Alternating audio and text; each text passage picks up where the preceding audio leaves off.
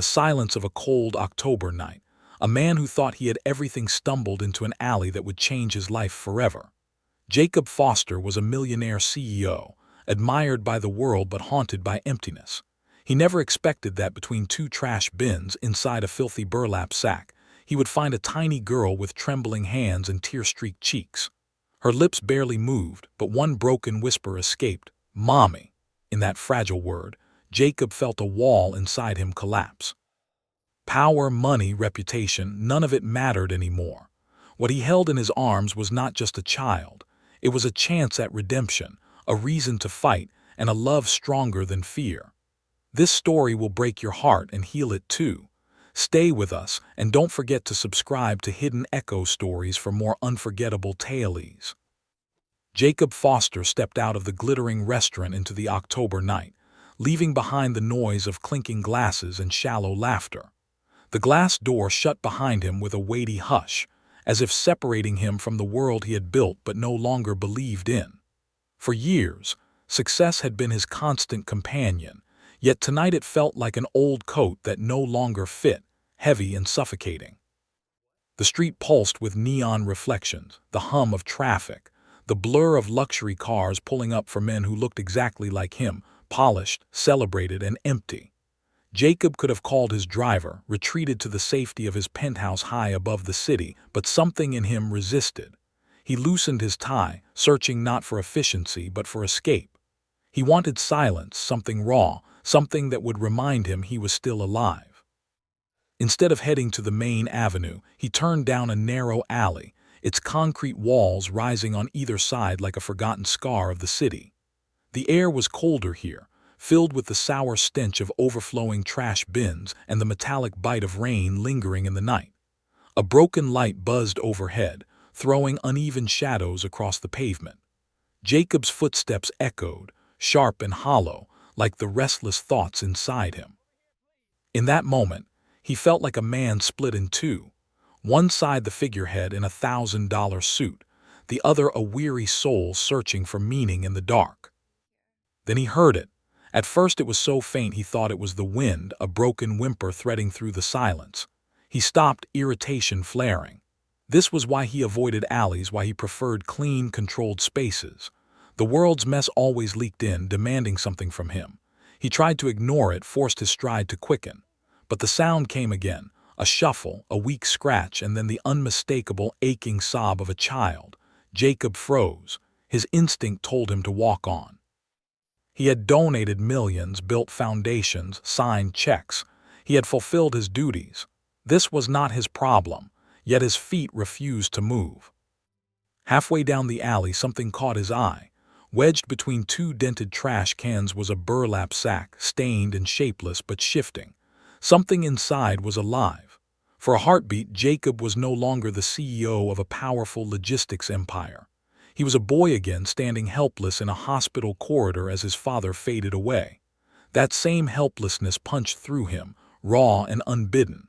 His chest tightened, his breath faltered. And then he was running forward, his expensive shoes splashing through puddles, his hands trembling as he dropped to the ground. The sack moved with a faint, muffled cough, a sound so fragile it cut through Jacob's chest. He fumbled at the knot, his fingers clumsy with adrenaline. The smell struck first, urine, mold, something sickly sweet that made his stomach lurch. He nearly turned away but forced himself to keep going. The rope gave way at last and the sack opened. What he saw inside hollowed him out. Curled up in the filth was a little girl no more than 4. Her hair, tangled and matted, clung to her tear-streaked cheeks.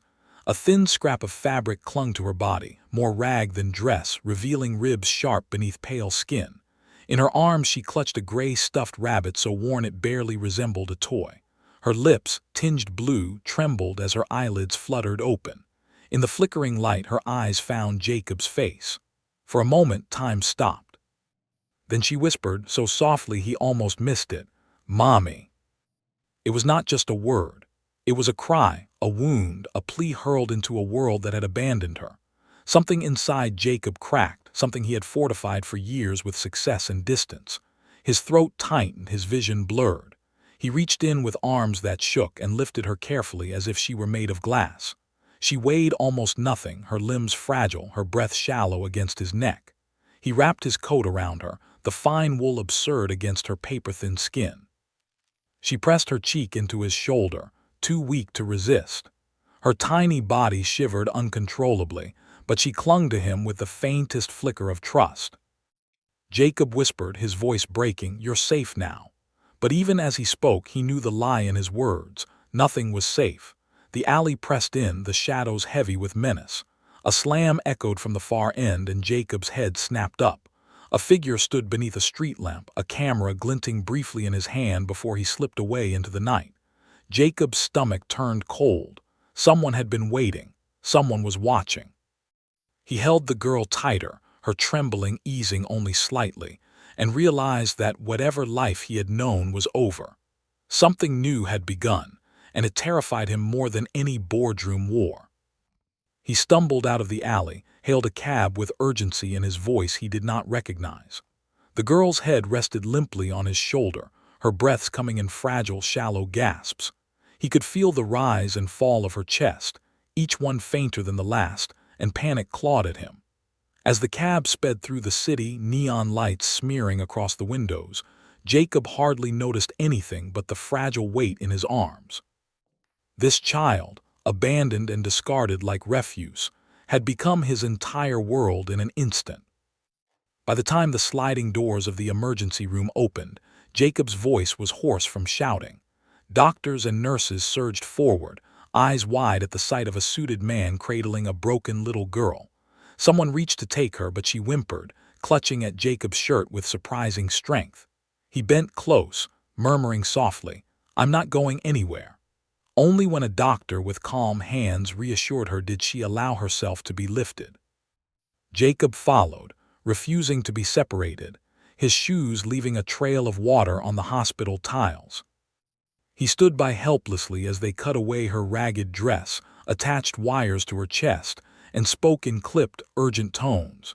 She seemed so small on the hospital bed, her battered rabbit placed gently by her side.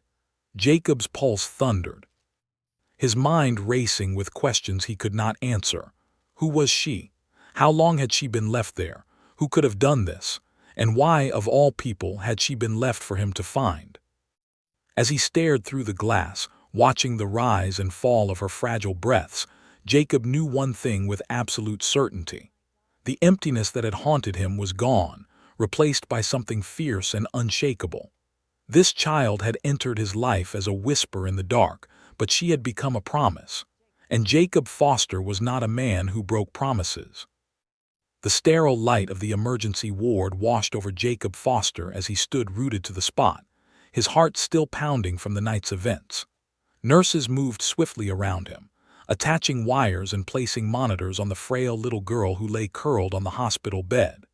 Her skin was so pale it seemed translucent, her breathing shallow, each fragile rise of her chest pulling at him more than any boardroom crisis ever had.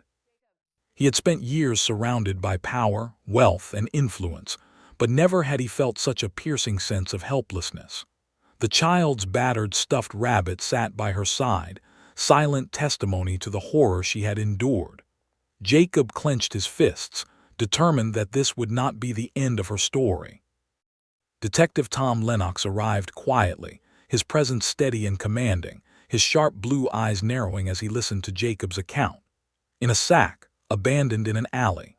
The words sounded surreal even to Jacob, but the detective simply scribbled notes, his jaw tightening. He warned Jacob of complications, of the media storm and powerful people who might want this hushed. But Jacob hardly heard. His focus was on the small girl who stirred fitfully under the harsh hospital lights. He felt something he had not felt in years, a raw ache to protect, to stand between her and whatever darkness had put her in that sack.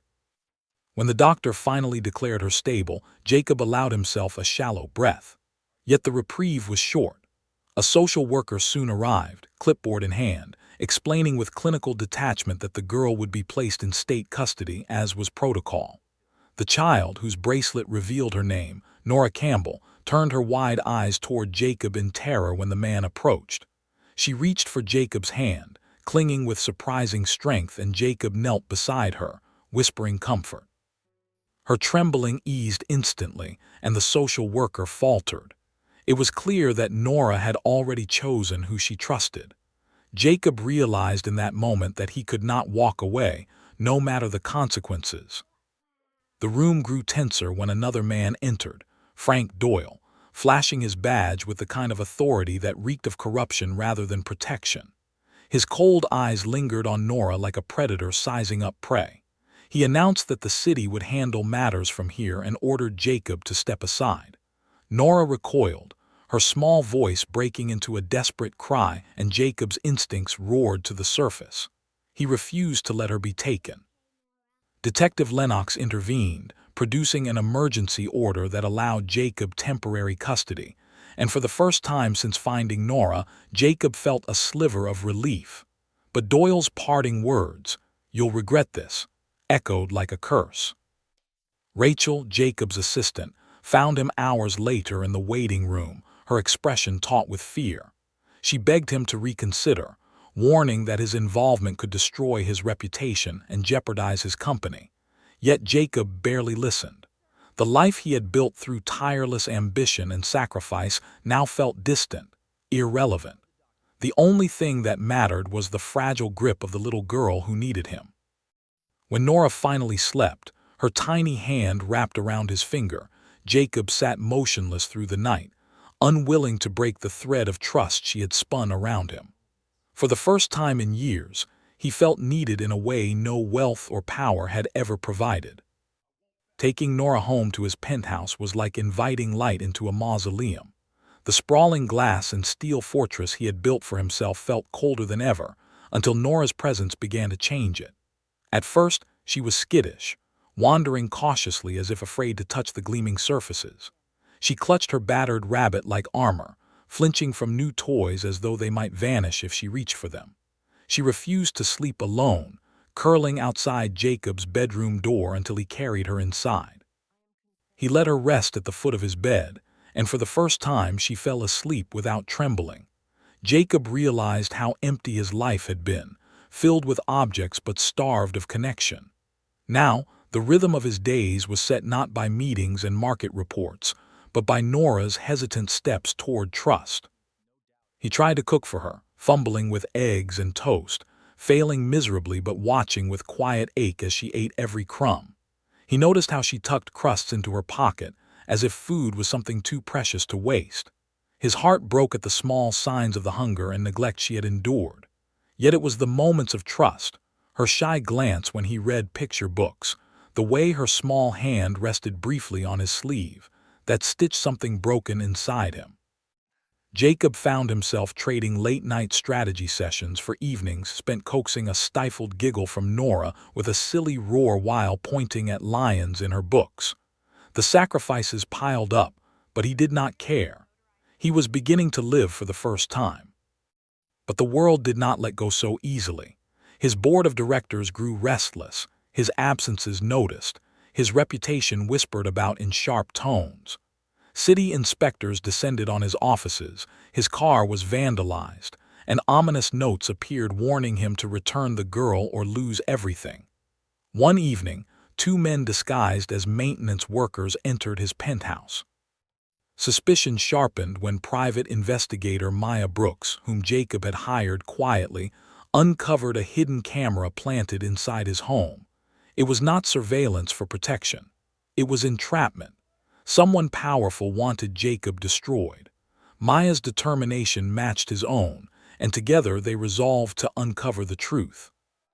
The deeper Jacob stepped into Nora's world, the more he understood the cost of his choice. But the emptiness that had haunted him for so long was gone. Each moment with Nora filled that void with something fierce and unshakable. She was not a burden. She was his purpose. Even as threats mounted and enemies closed in, Jacob knew there was no turning back. He had promised her safety, and for the first time in his life, he meant every word. The girl he had found in a sack was no longer just a stranger in need. She was the beating heart of his new existence, and he would protect her, even if it cost him everything he had built. The storm that Jacob Foster had feared finally arrived, in the form of legal papers, delivered to his door. The city was moving to take custody of Nora Campbell, the fragile child who had clung to him with trust so absolute it had already rewritten his life. Jacob felt the weight of the document in his hand, his jaw tight, his resolve hardening. They could take his company, strip him of titles, smear his reputation in every newspaper, but they would not take her. Not now. Not ever. He called Detective Lennox, who promised to stand by his side but warned him that the battle ahead would be brutal. Jacob already knew. He could feel the storm pressing in, but for the first time in years, he was not afraid of the fight. The courtroom loomed cold and unforgiving, its marble floors gleaming under fluorescent lights. Nora's small hand gripped his tightly as they waited outside the chamber, her battered rabbit pressed against her chest like a shield. She was silent, but Jacob could feel her fear radiating through the fragile squeeze of her fingers. Inside, the judge made clear this was a custody hearing, not a criminal trial, but the atmosphere carried the sharp scent of politics and corruption. On one side sat Deputy Mayor Charles Whitman and Frank Doyle, faces polished but masks cracking. They wielded lawyers like weapons, presenting Jacob as a reckless man blinded by emotion. On the other side, Jacob sat with Maya Brooks and Detective Lennox, their presence steady but the odds stacked steeply against them. Witnesses paraded through the stand. A social worker painted Jacob as unstable, a man unable to separate his heart from his judgment. Doyle twisted events into lies, describing Jacob as defiant, unwilling to respect legal authority. Whitman's attorney accused him of arrogance, of believing his wealth placed him above the law. Jacob wanted to shout, to break their poisonous words apart, but he held his tongue. He knew anger would only strengthen their case. Instead, he focused on the child beside him. Every time he faltered, he looked at Nora, who pressed closer into his side as though reminding him why he could not yield. The turning point came not from lawyers or evidence but from Nora herself. For weeks she had barely spoken above a whisper, but as the courtroom pressed in around her, she tugged at Jacob's sleeve, her voice fragile yet clear. "Daddy." One word trembling with hope, carrying more truth than all the testimony that had filled the chamber. The room froze. Jacob's eyes burned, tears held back only by sheer will. He whispered back, steady and soft, "I am here, sweetheart." The judge's stern expression flickered, the humanity behind the bench breaking through the rigid formality of the law. For a moment, the case shifted. Not numbers, not regulations, but the undeniable bond of a child's trust. Maya seized the moment, presenting the notarized testimony of Samantha Campbell, Nora's missing mother. Her words, uncovered from forgotten archives, accused Whitman and Doyle of corruption, threats, and silence. Lennox added his own evidence, surveillance, emails, recordings that exposed the rot festering at the heart of City Hall. The courtroom atmosphere shifted like a tide turning. The polished armor of Whitman's arrogance began to crack. Doyle's smirk faltered. The judge, weighing the testimony with visible gravity, finally spoke words Jacob had barely dared to hope for. Temporary custody would remain with Jacob, while Whitman, Doyle, and their allies would face investigation. The chamber erupted, voices clashing, but Jacob heard only the sob of relief from the little girl who buried her face in his shoulder. The promise he had made in the alley was still alive. The headlines came swiftly. FBI agents raided city offices, cameras captured Whitman in handcuffs, Doyle tackled as he tried to destroy evidence. Jacob watched the news with Nora curled beside him, her breath even and calm for the first time in weeks. Maya rushed in triumphant, but Jacob's gaze never left the child in his arms. "It is not over," he murmured. "Not until she has her mother back." It was Maya who uncovered the final clue, a hidden address scribbled in a forgotten file. With Lennox at her side, she followed the trail to a women's shelter in a quiet neighboring city. There, Samantha Campbell was found alive, frail but unbroken. When she learned her daughter was safe, her tears fell in silent waves. The reunion that followed was tender and fragile. Nora clung to Jacob even as she stepped hesitantly into her mother's arms, finally reaching out to hold both at once. In that moment, the beginnings of a new family were forged, bound by scars and by love. Life slowly shifted in Jacob's penthouse. What had once been sterile steel and glass transformed into a home alive with warmth. Samantha moved in, learning again how to be a mother in careful steps. Nora blossomed in their care, her laughter returning, her words growing stronger with each day. Simple meals became feasts of belonging. Together, they painted her new room, stenciling flowers on the walls and hanging her drawings on the fridge. Her battered rabbit took its place on a bookshelf, honored as the witness to her survival. Jacob discovered a joy he had never known, not in boardrooms or at the heights of his empire, but in bedtime stories, in the quiet weight of a child leaning against him, in the laughter that now filled his once silent home. The city watched as Whitman and Doyle faced their reckoning. Their trial became a symbol of justice, survivors stepping forward, voices once silenced now heard. Jacob testified, his words clear and unshaken. Power means nothing without compassion. No child should ever be used as leverage. His foundation, created in Nora's name, began to grow, dedicated to protecting children at risk.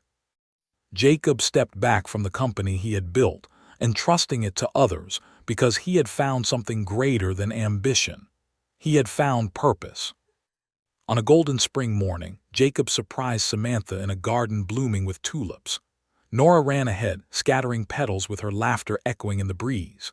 With trembling hands, Jacob offered Samantha a ring, his voice unsteady as he told her she was his home. Tears filled her eyes as she said yes, and Nora shrieked with delight, hugging them both. Their wedding was small but filled with meaning, a circle of friends who had become family. Maya, Lennox, Rachel, each of them part of the journey. As they exchanged vows, Nora stood beside them, declaring with childish certainty, "We are a family now, forever." That night, as city lights blinked beyond their balcony, Jacob held Samantha close and listened to Nora's laughter drifting from inside. Their story had begun in darkness, in a rain-soaked alley where a whisper had cracked his heart wide open. Now it had become something luminous, a testament to second chances, to love found where none was expected. Jacob Foster, once a man defined by wealth and emptiness, now understood that true riches were not in numbers or towers of glass, but in belonging, in love, in the fragile yet fierce bond of family. He had found his reason, his redemption, and his forever home. There are stories that pass through our lives quietly, barely leaving a trace. And then there are stories that carve themselves into us, reshaping who we are forever. Jacob Foster never set out to be a savior. He was a man who had everything the world promised: wealth, power, prestige. But none of it could fill the hollow space in his heart. It was not the glow of city lights or the applause of boardrooms that gave him meaning.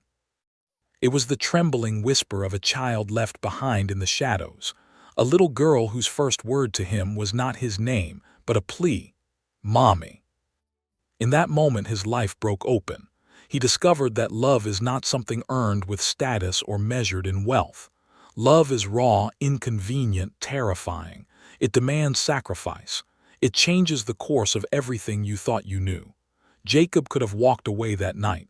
Many would have, but he stayed, and in staying he found redemption. Nora, with her fragile trust and unspoken fears, became the mirror Jacob never knew he needed. She showed him what it meant to fight for something beyond himself, to risk everything for someone who had nothing. Through hospital nights, courtroom battles, and the weight of powerful enemies, Jacob learned the most valuable truth of all: that family is not always bound by blood, but by the choices we make to stand by one another. The story of Jacob, Nora, and Samantha is not just about survival. It is about transformation. A child's cry for love turned a hardened businessman into a father. A mother's silence turned into testimony that toppled corruption. And a broken family, scarred by loss, was made whole again through hope. We live in a world where darkness often hides in plain sight, where the vulnerable are too easily forgotten. But stories like this remind us that light can break through in the unlikeliest of places. That love, when chosen, is stronger than fear. That redemption is possible, even for the most unlikely among us. If this story touched your heart, if it reminded you that hope can rise from the darkest places, then do not let it end here. Stay with us. Join us. Subscribe to Hidden Echo Stories, where we bring you tales that remind you of what truly matters: love, courage, and the power of second chances. Because somewhere out there, another story is waiting, and it might just change your life too.